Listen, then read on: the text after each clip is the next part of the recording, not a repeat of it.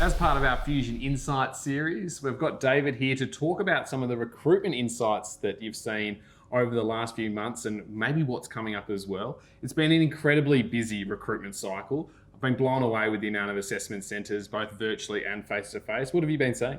Yeah, it's probably in all of my years doing this, the craziest recruitment season I have seen. And I know for the Fusion team, I actually got some data from them yesterday. In the last 3 months, they've done over 100 assessment centres. That has involved over 2,500 candidates, 1,000 assessors. 1,000 assessors. So, and we've still got half a year to go. So I want to talk about some of the trends that we're seeing.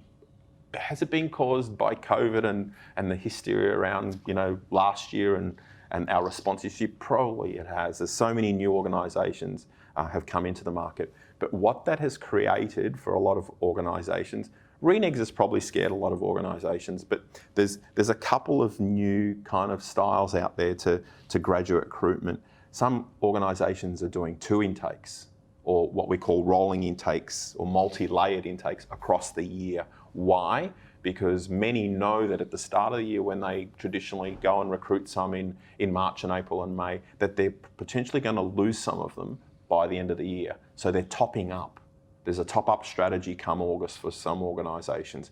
Other smaller organisations are probably on hold knowing this and probably won't start their grad program now to July and will go out later in the year. Last year, for example, we've never recruited all the way out to December and January for February starts. But there's still good talent in that. Oh, phenomenal.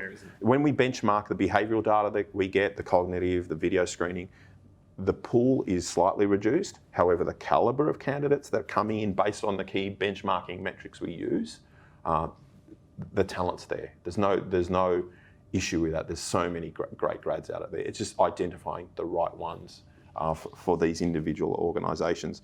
365-day expressions of interest. For people wanting to know what that is, that's an expression of interest form, nice short, it takes candidates 2 minutes. That organisations are keeping up 9, 12 months of the year to build this talent pool of interest rather than just opening up for this traditional 2 to 3 week period. How do we gauge it? We've got some clients getting 2,000 to 3,000 expressions of interest before they've opened. And you can keep them engaged. Keep them engaged, correct. Yeah, you can starting to put sessions on. Put an hour virtual session on for your talent pool. And that's seen a shift in, a key insight. Some leading organisations, the Coles out there, the NABs out there, have actually created a massive mind shift from the old assessment centre being assessing the candidates, to discovery and engagement centres, where they're actually encouraging the candidates to come on a journey and actually discover and engage with the organisations. Why is this important for these organisations?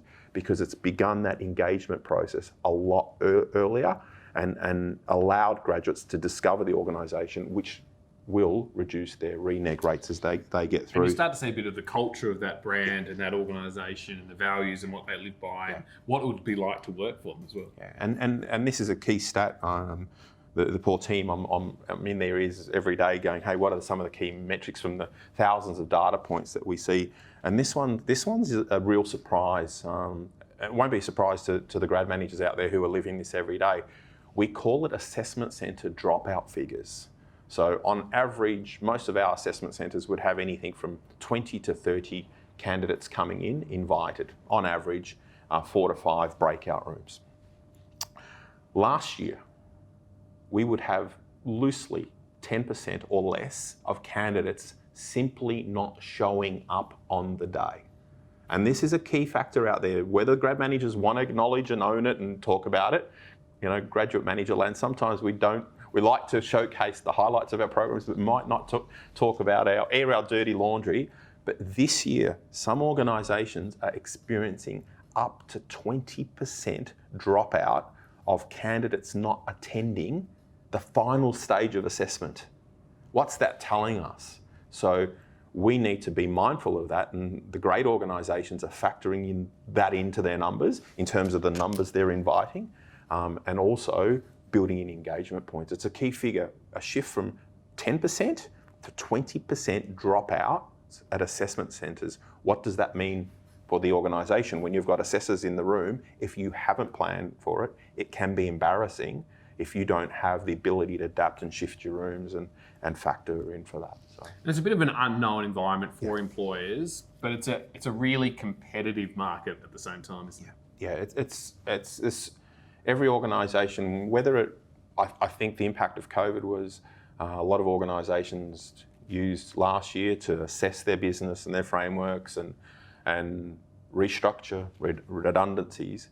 And the pattern that I've found normally follows is there's an appetite then to bring in emerging talent, and grad programs fit the bill perfectly. Some fantastic insights there, David. Thank you. For more information, please get in touch. We'd be happy to help.